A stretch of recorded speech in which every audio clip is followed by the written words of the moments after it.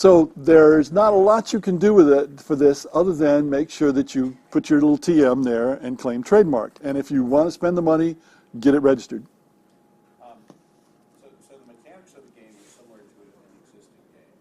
So as you're marketing your game, which is similar to the other game, are you able to say similar to or... That might be a bad idea. Somebody asked that on Board Game Geek the other day. But how do you allude to, a game that was popular, that had a really good following?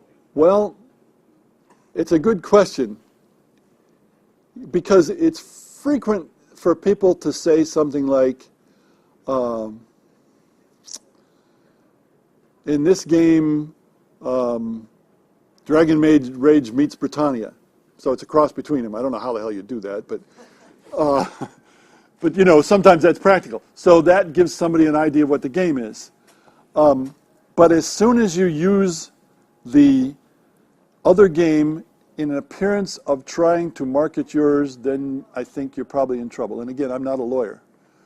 So when you say this is similar to such and such, then it becomes marketing. So I would be very wary of that. You can find, there's a number of Britannia-like games that use a lot of the same mechanics that other people have done. Nobody ever asked me to do one. Nobody ever, they just did it. And it's a compliment in a way. But some of them mention Britannia, and many of them do not. They do not ever mention Britannia, even though you read the rules and say, oh, that's a lot like Britannia. A lot. So for example, you play Small World, which is really Risk, but in a new version. Well, it's Vinci. Winky is the proper pronunciation, yes. So nothing in literature says, that this is what it's kind of like, what it's like, but in training or conversation with the makers. Well, I think it would be fair to say that Winky or Small World fills the same niche as Risk, where some people can sit down and mess with each other for a while and beat each other up. Because mechanically, it's not actually at all like Risk, I don't believe. No, when you break down the mechanics, not at all. But it fills that niche. And you can have a game that's entirely unlike Risk and fills that niche. Like Britannia has gone out of print, and I have now designed 3 new versions. And the simplest one, which is called Conquer Britannia, and plays in 90 to 120 minutes and is much easier to play, that fits the same niche as Risk. So my playtesters so far have mostly been college kids, and they beat up on each other and actually trash talk each other for 90 to 120 minutes, but the mechanics have nothing to do with Risk. I guess that's the best I can tell you. Watch out using some other game to market yours would be the fundamental there. Okay, now, any other questions? Okay. So if I'm already, I've already launched my Kickstarter, so I don't have copyright or trademark. I mean, at this point, should I just throw TM next to my... Well, you don't yet have an actual product in commerce. And I understood that's what really mattered, but I don't know. It doesn't hurt to put that TM there. So if I were you, I would start doing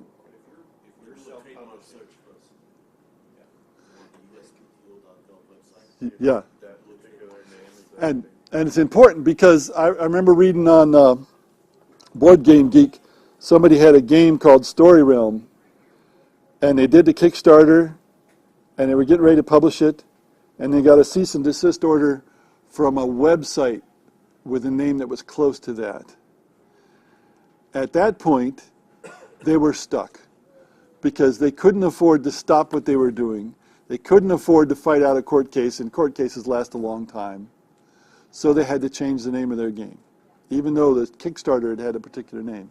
So you have to look for similar names, not roughly similar names. Similar means exactly the same. Roughly similar names, not just the name that you picked. What name did you pick? Bocce Dice. Bocce Dice. Well, just look up dice and see what you get. Look up bocce and see what you get. Now, is that like bocce balls? Yeah. Look and see if Bocce Balls has a trademark, and it probably does. You're taking a risk. That's my opinion. I'm not a lawyer. There's also a part where you have design the logo, make it a special design. Words, then you can claim that it's more unique and you have a better chance of getting the trademark itself if you register. Right. Put a logo in there or something, the name. Because if you just have there's a trademark just for the words only, for the words with the design attached to it. So you can have different types of trademarks apply there. Then there's also something called a service mark, which can be for like mottos. That was easy. That's probably service marked. That's Staples. And there is something that protects logos, a trademark, I presume. But I'm not up on that. I'll have to check that out. But this brings us to patents.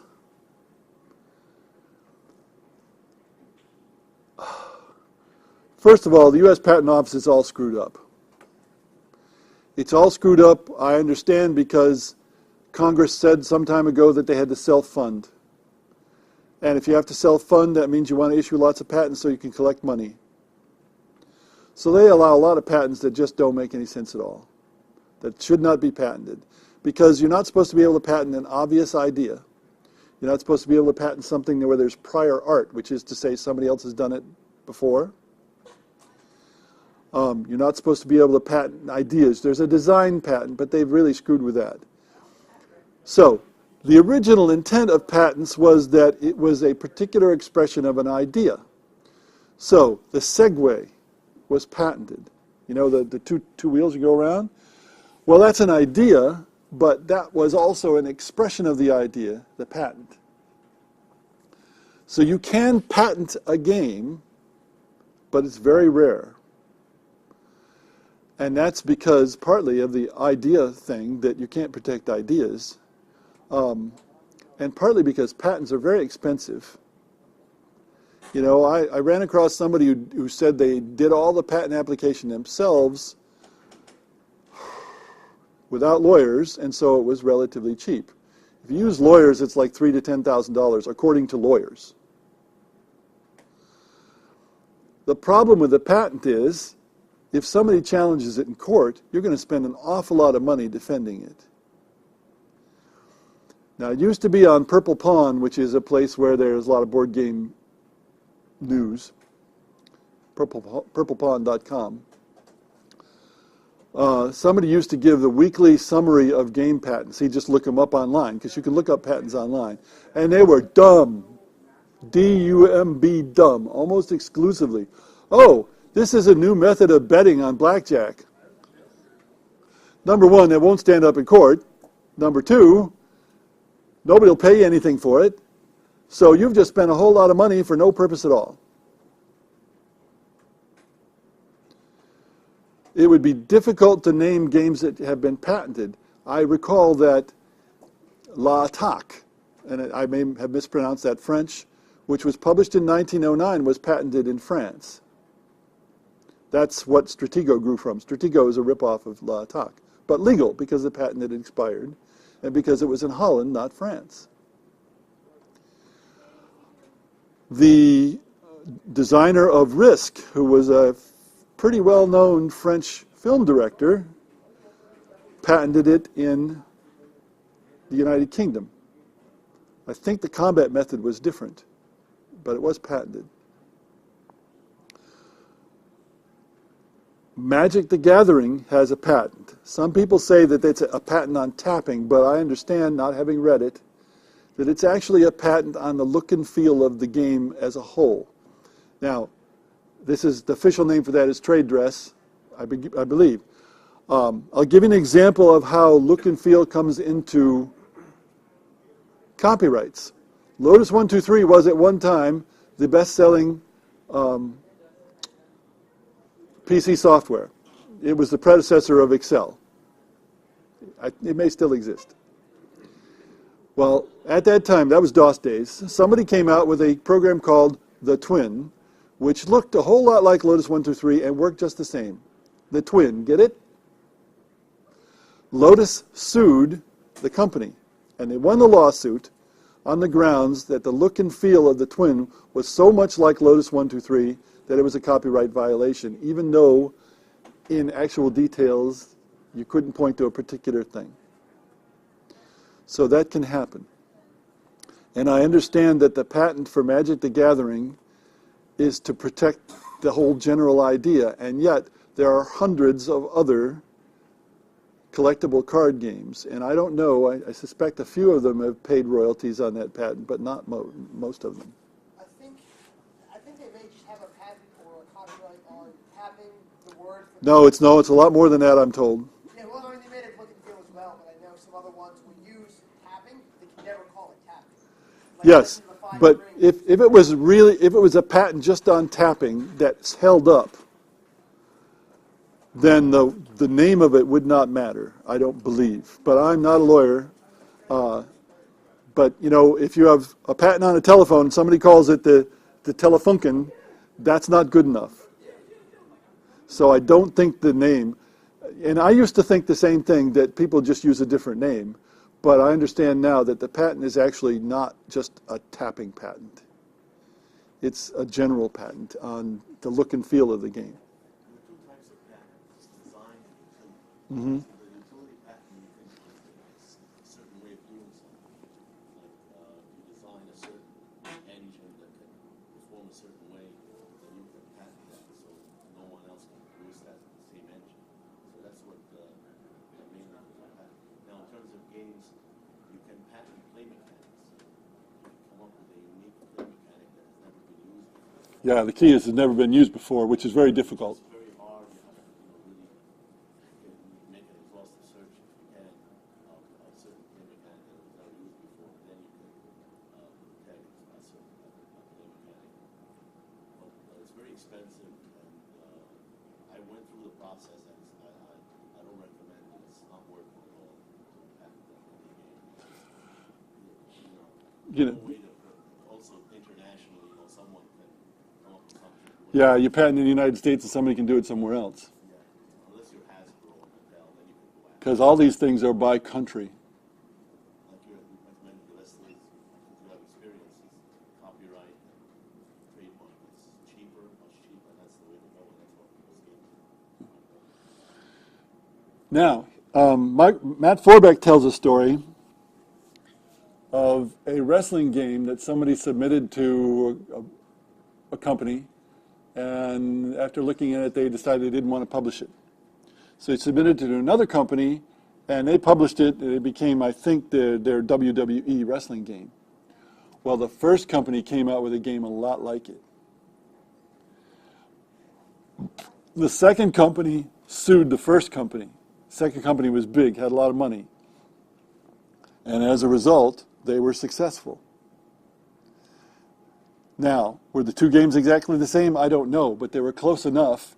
And in those circumstances where the guy had submitted it to one company first and then to another one, with the money of the big company, they were able to get somewhere. But that would be exceptional.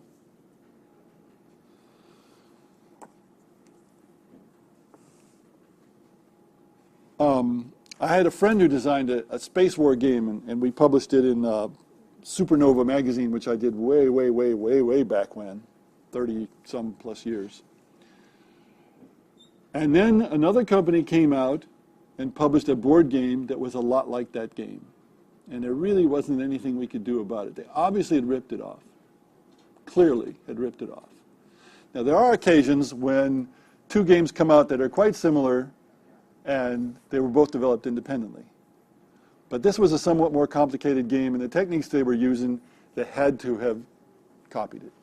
But there wasn't really anything that could be done about it. And of course, we didn't have any money.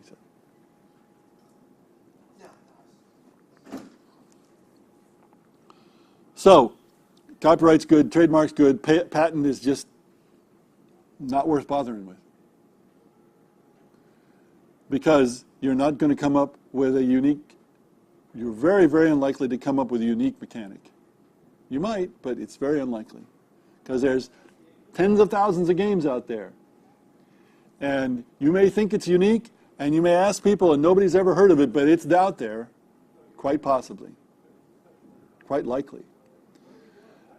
People underestimate how much stuff is out there, and they underestimate how many ideas have come through the pipe and have been used. One of the famous video game people, Tim Sweeney, who founded Epic Games, I have a quote that I use in I don't know if I use it in this book, but I will in another book, that he's thought of some idea and it seems like it's really great, and he's out there and nobody's ever used it, and then he looks further and finds out that a lot of people used it in the 1980s. And that's the way it goes. It's the combination of ideas and how they're used that can be unique, not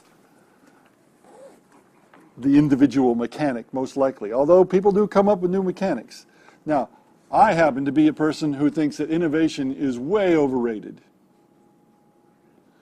The people on Board Game Geek who are, an upper percentage of all the game players, and they have some ideas that are kind of odd, they value innovation, and it may be because they're becoming jaded, I don't know. But it is true that one of the things you want to do with a game is surprise people.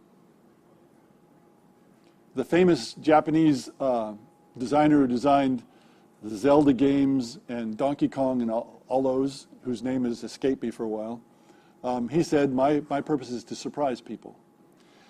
But surprise is so much dependent on what people already know. So to go back to my example of Stratego, L'Attaque came out in 1909, and it was published as with an English name in England in 1909 as well.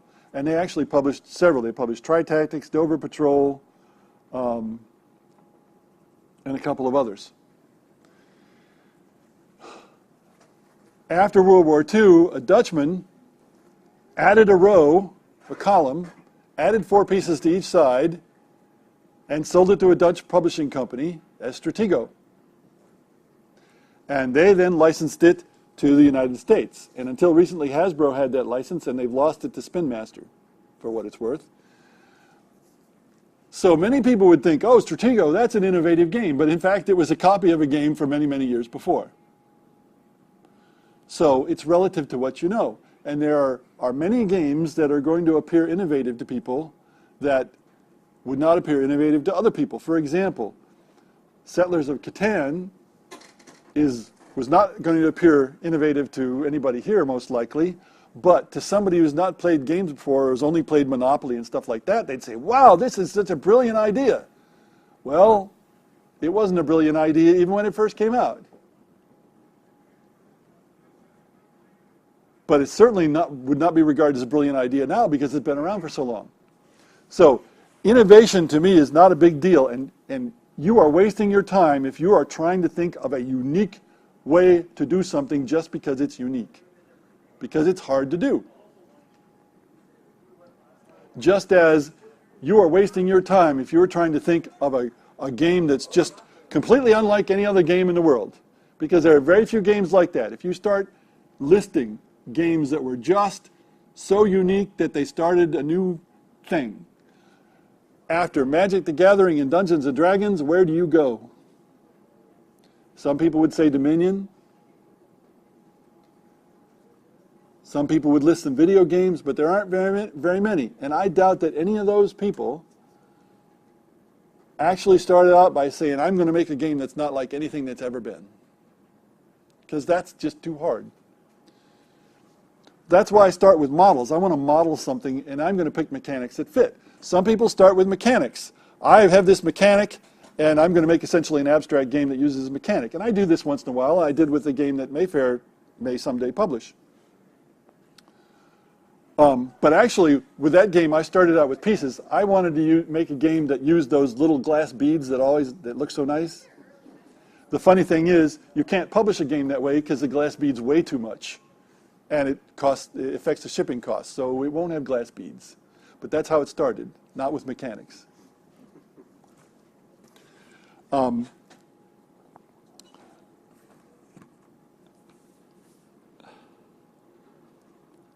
So don't spend your time trying to come up with something unique. To me, it's a lot easier to try to come up with combinations that are unique. And it doesn't really matter that they're unique, but, you know, combinations that are unusual. But certainly in war games, and you look around here, you'll see the same game system used in several different games. And people don't mind because those games are supposed to be models of reality, and this model works. And Britannia can be looked at that way. It's a model of reality that has worked for Maharaja, Rus, Italia, Hispania, China, the Middle Kingdom, and a number of other games.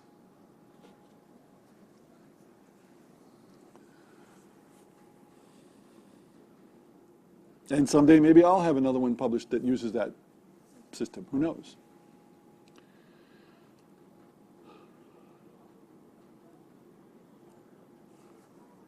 Any questions at this point?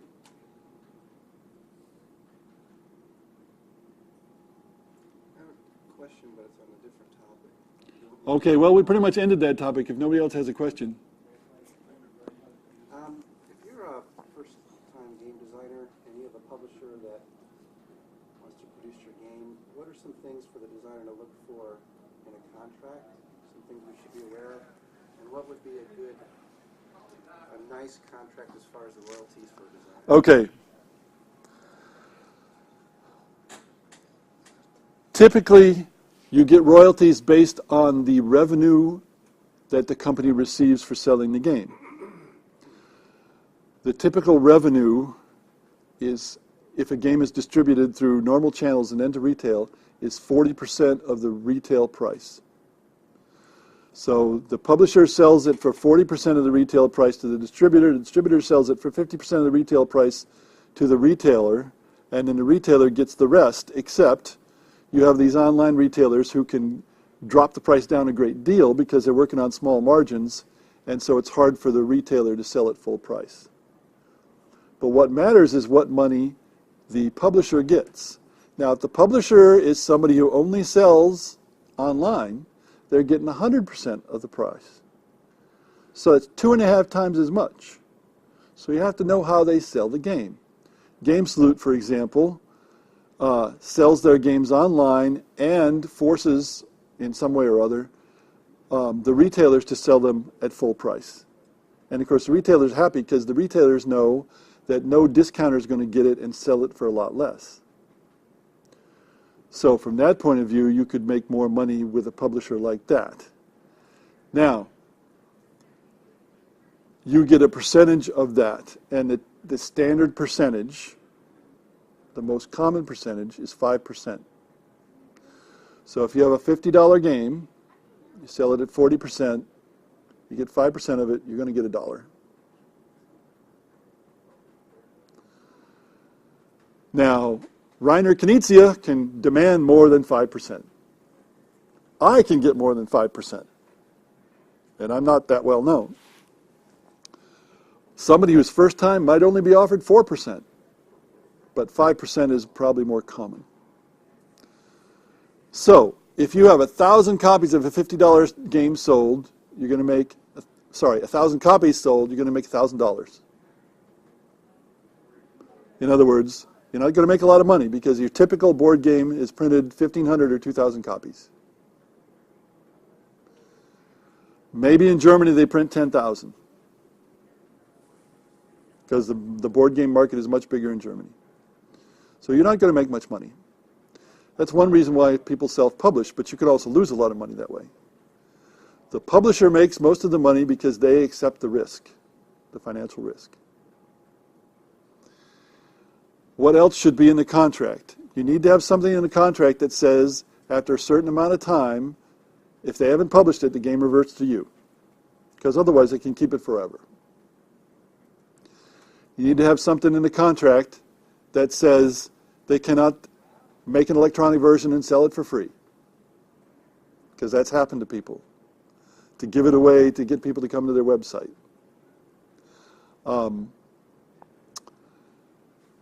You have to say, after the game's been published, when it goes out of print, it reverts to you.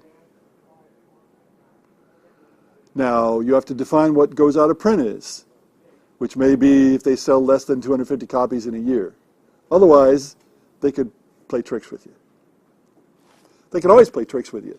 A contract is there in case things go bad, but you want these things in it. You have to decide about ancillary rights. For example, what if it becomes popular somehow and people make T-shirts? How much do you get? If it's a tabletop game, how much do you get if the video game is made?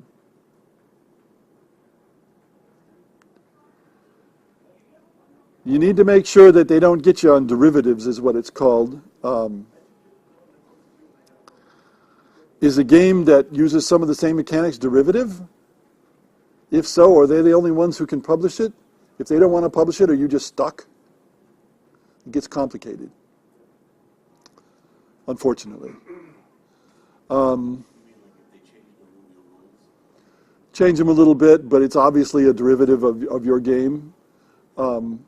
It'd be more like, well, this actually happened. I was redoing Britannia,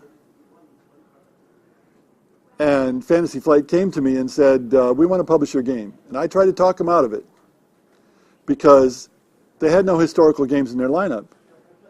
But it turned out the owner is a Danish-American, and he likes that period of history, and he really likes the game, and he wanted to publish it, and by God, he could do it. And so he did. He gave me a better offer than anybody else, printed more than anybody else. But I deliberately negotiated in the contract to make sure, I thought, that I could do other Britannia-like games without having a problem. Well, they turned around and told people that nobody else could publish a Britannia-like game because they'd publish Britannia. Well, that was BS, because you can't copyright ideas. But that's what they told people. Pissed me off. I nearly wrote to them and said, you've broken the contract, that's it.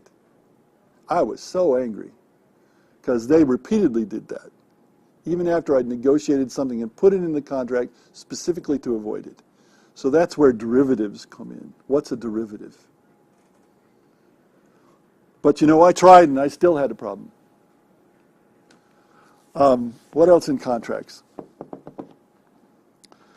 One of the books that I will be writing sooner or later will be called Succeeding as a Game Designer, and I will talk about these things at greater length. So I have a list of all the things you put in a contract, but that's not up here in my noggin right now. What you want is no surprises.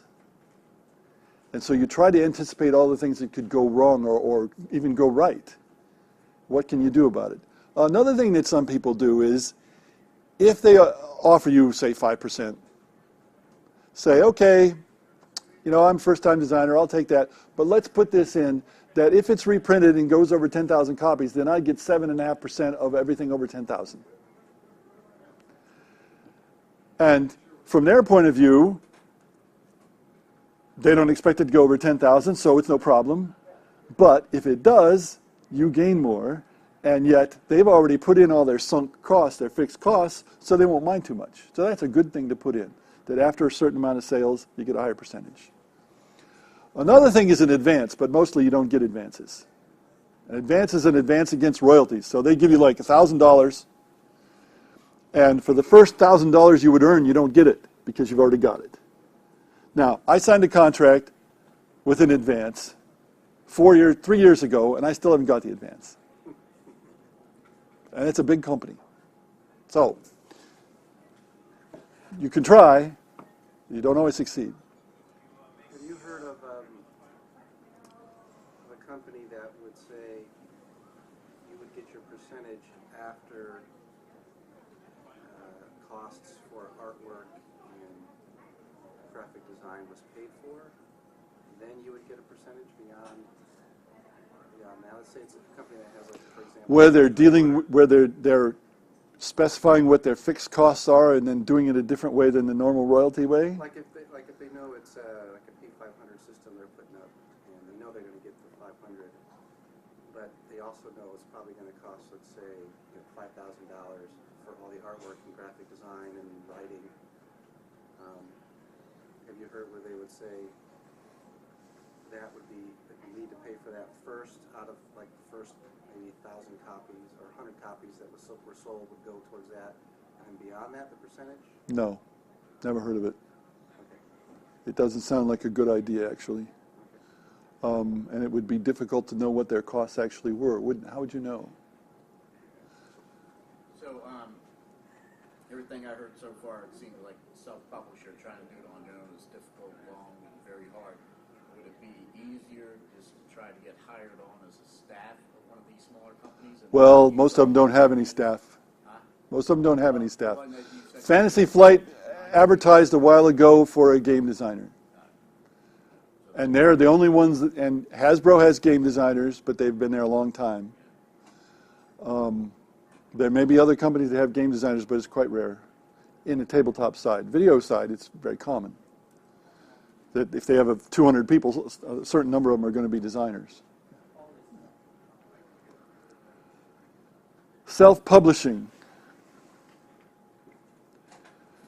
You heard of the Game Crafter? If you're able to do the artwork or get artwork and do the computer work, that's a very low-cost way to do it because it costs you nothing up front other than artwork costs or whatever if you can't do it yourself. And then whenever they publish one, you get a fraction. Go to thegamecrafter.com and look. They published a lot of games. Some of them have since been published by bigger companies. There are limitations in what kinds of pieces can be provided and so on and so forth. There's somebody else who does it, but they're not nearly as well known as the Game Crafter. I've followed them for several years. After that, the problem is funding. And used to be when people self-published, they funded by trying to get their relatives to cough up, or they'd second mortgage on their house, or equity loan, or whatever.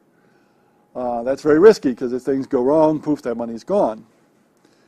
The crowdfunding is what people use nowadays. Kickstarter is one, Indiegogo is another. Indiegogo is not nearly as well known, but with Indiegogo, if you only get partial funds, you get the funds. With Kickstarter, if you don't make it all the way, you don't get anything.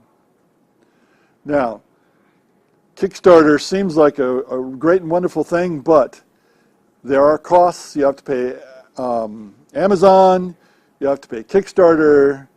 The costs are actually probably higher than you think, shipping costs especially, and so it's very easy to do a Kickstarter where you end up short, where you don't have enough money to do what you wanted to do, what you promised to do. Then you're going to have to raise funds. Kickstarter is something that you need to spend a lot of time on while it's going. You need to essentially have lined up a lot of contributors before you start it.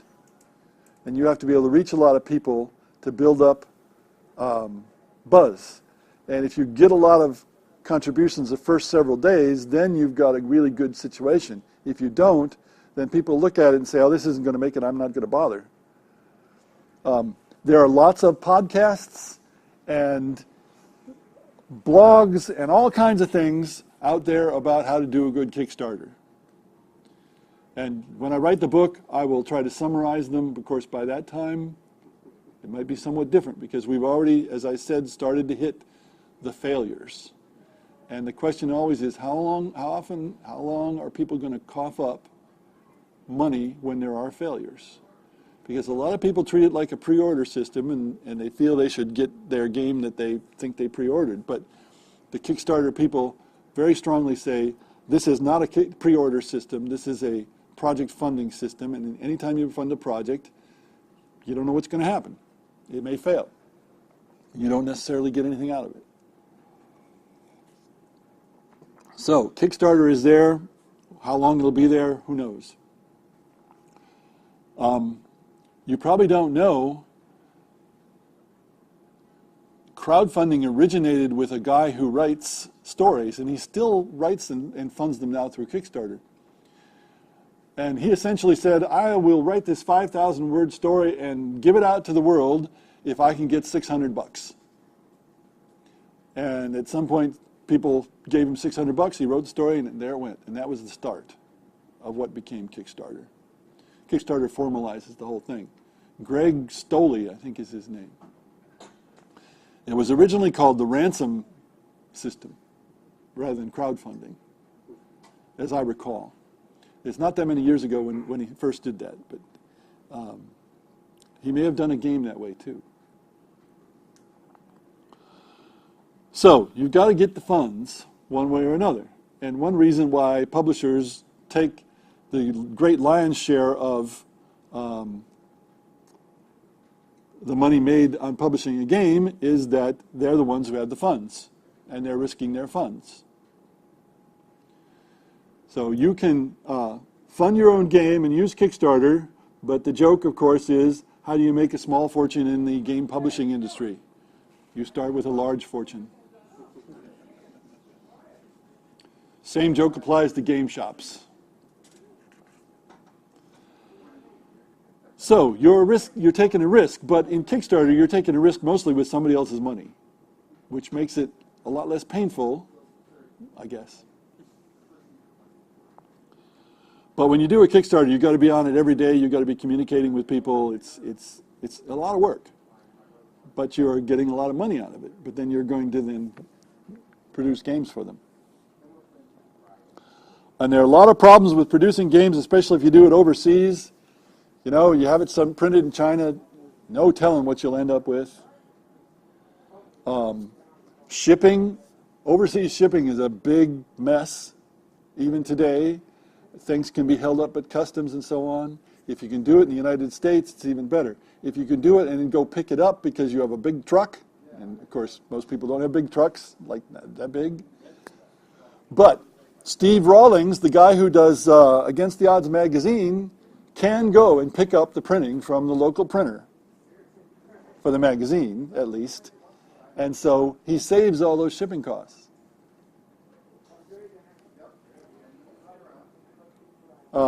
And when you do Kickstarter, you are no longer a game designer, you are a game publisher, you are a game seller, you are a business person, you are not a game designer. Do you want to do that? The problem with getting into game design nowadays, it's a lot harder than it used to be, because there are so many people designing games. And Martin Wallace, who is a very well-known game designer, in 2011 at the UK Game Expo, said he's glad he's not starting out now because it's a lot harder now. And the way he has got to the point where he is now independent from, he doesn't have to teach anymore, is he publishes, he has his own publishing company. That's how he manages. So he gets the benefits of being the publisher as well as the designer. But he did it before Kickstarter existed. He bootstrapped himself up and got funding and so on.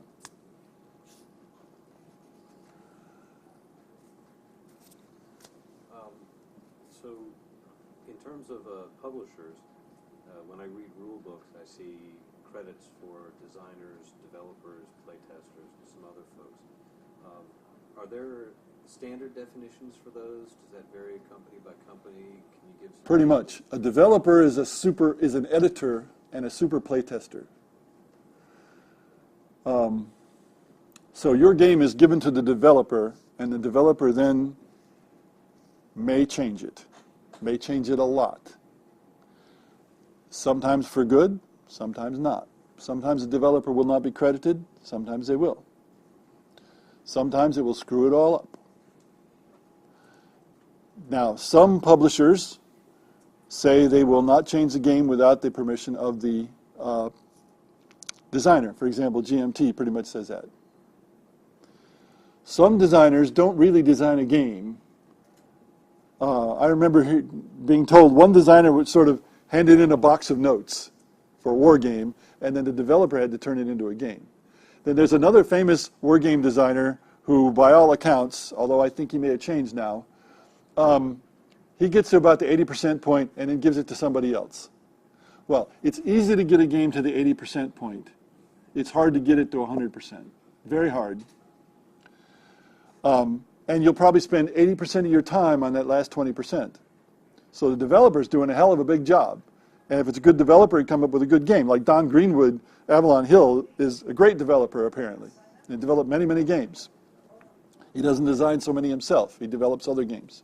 So we have an editor and a super playtester. Super playtester in the sense that they stay with it for a long time and they change things. Normally, playtesters, they make suggestions and don't pay attention to the playtester's suggestions so much as what the problems are. You're the one who solves the problems. They may come up with a solution, but normally you're going to come up with a solution. It's their job. Well, you hope that as you watch them playtest, you will see what's not working. If you talk to them, you'll find out what's not working, and then you have to fix it. Well, when it gets to the developer is going to fix it. He may discuss it with the designer, but it's his job to fix it. So it's just like the editor of a book. Now, I was lucky. With this book,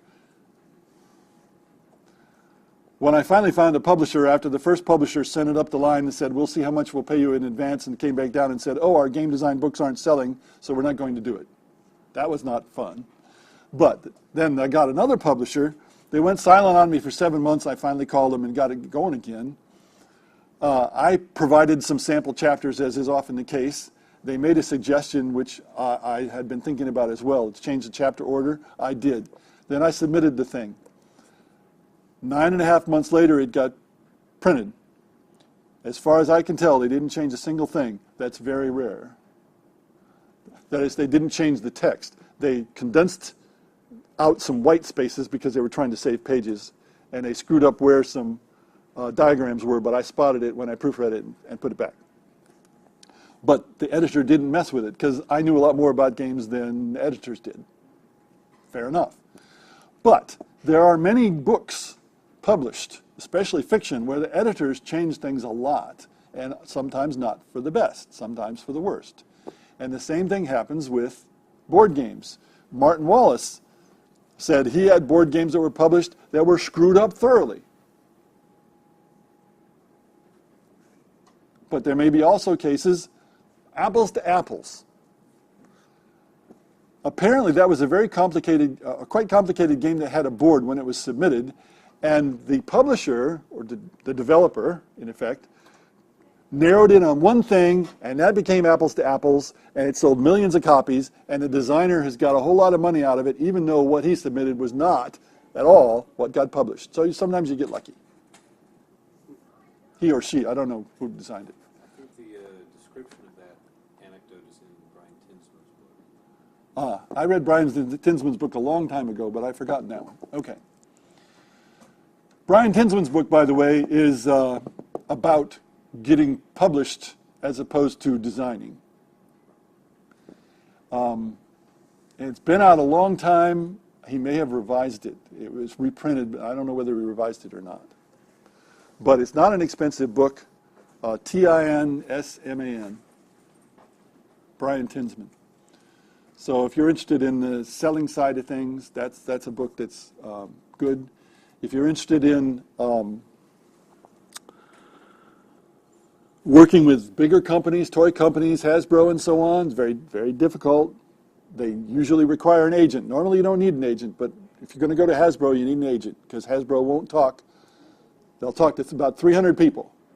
And I got lucky. I seemed to be one, although I'm not likely to design anything for Hasbro. But I met Mike Gray at Gen Con a few years ago, and he likes Britannia, and so he said, write to me anytime. Okay, I haven't done it yet. Out of curiosity, why does Hasbro require that? Because there's so much crap. That's essentially it.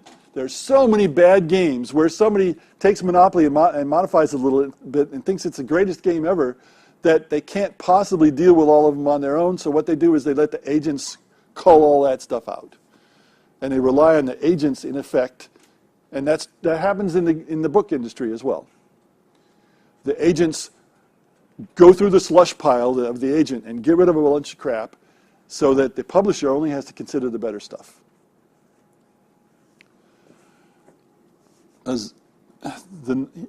If you look at the patents, there's so many patents for just, okay, it's like this, only we modify it a little, and it's wonderful and great because I did it.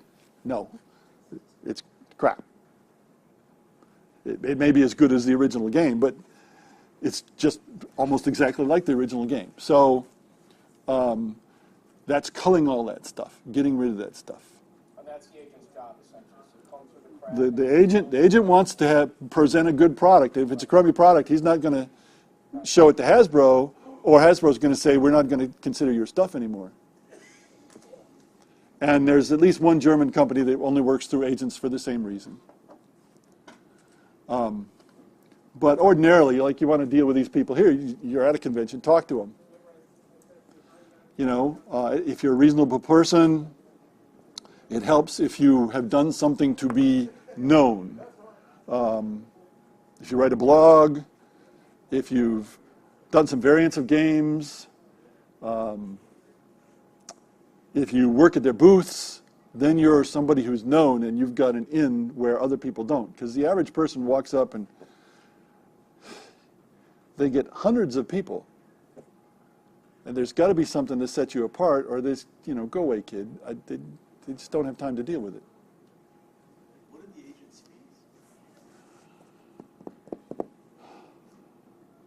fees? In books, it's 10%. And no, I don't have a book agent. When I had my first game published, I was living in England. And I didn't know the English publishers and so on, so I used an agent, and he took 50%. But it was worth it, because I didn't have a clue. And then later I approached the same publisher, and they published Britannia, and there was no agent involved. 50% of whatever the designer would get. So if the designer would get $1,000, agent gets $500, designer gets $500. So that your licensing, your royalty gets down to 2.5%. Yes. In other words, they own half of what you get. Yes. But that was that particular agent. There are, you see book agents or game agents listed various places online, and some of them are good. You really research it if you're going to deal with it.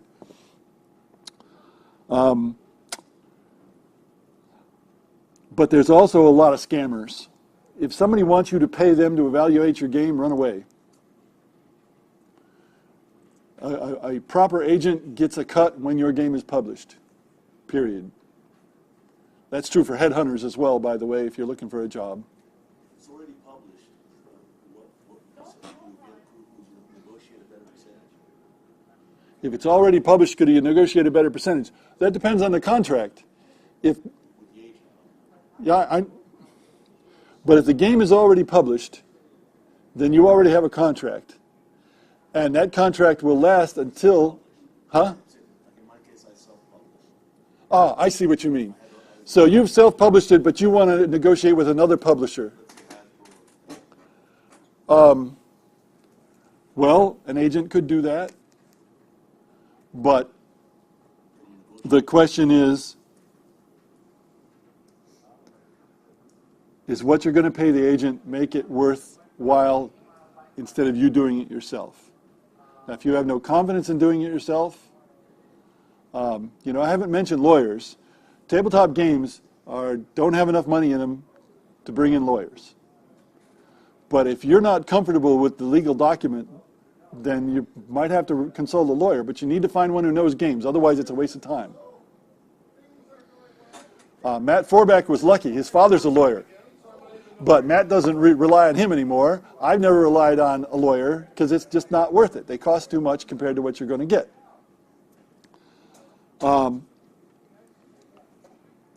Video games, you need lawyers. When you start talking about tens of thousands of dollars and millions of dollars, you need lawyers, and even then things get screwed up.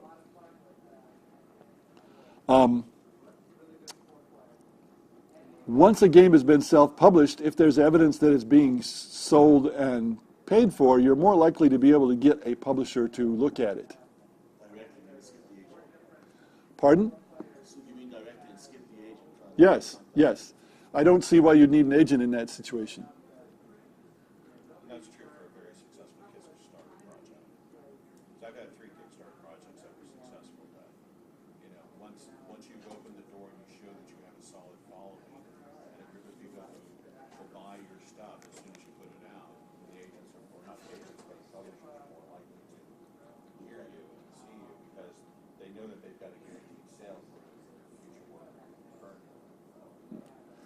Now, game publishers do not seem to recognize this as much as book publishers. You know, when I go to Gen Con, I listen to the fiction writers a lot because they talk a lot. I'm not going to write fiction. I'm not that way. But one of the things they say is, once you have written one book, it's a lot easier to find interest in more books. You don't even have to have the first book published. You just have to show that you have written a book. Well, I wrote this book, and about a year after it's out, I get recruited by a bigger publisher to write another book. That doesn't happen much in games, except in exceptional circumstances. Martin Wallace gets recruited to make games. But he's Martin Wallace, who's the most famous British game designer.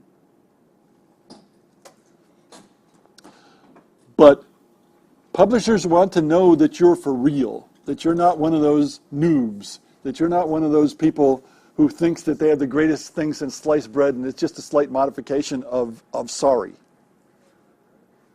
There are so many people like that.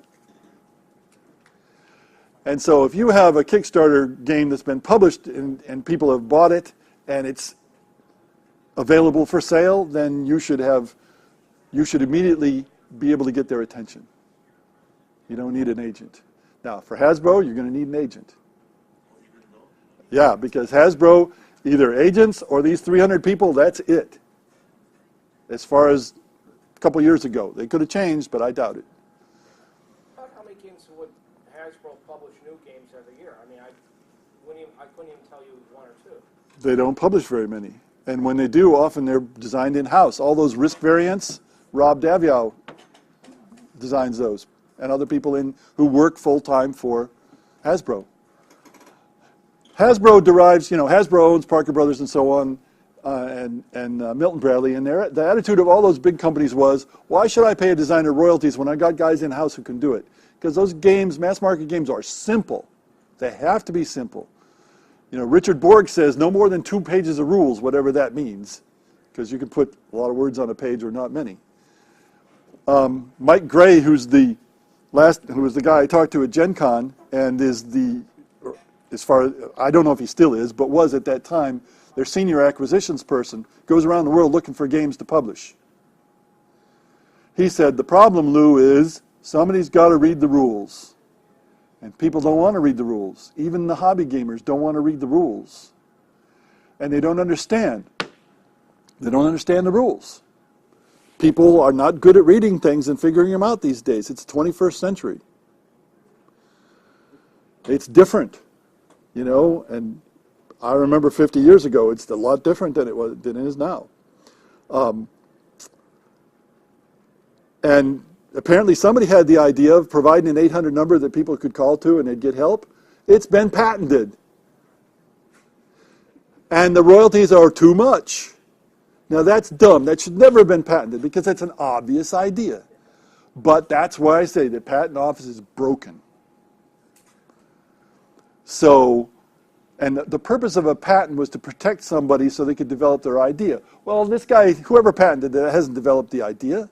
It's just prevented Hasbro from doing it, or anybody else. It's dumb, but that's the patent office. I see now that it's 5:58. So we have like 2 minutes. My watch may be slow. It may be 6 o'clock. Looks about right. Huh.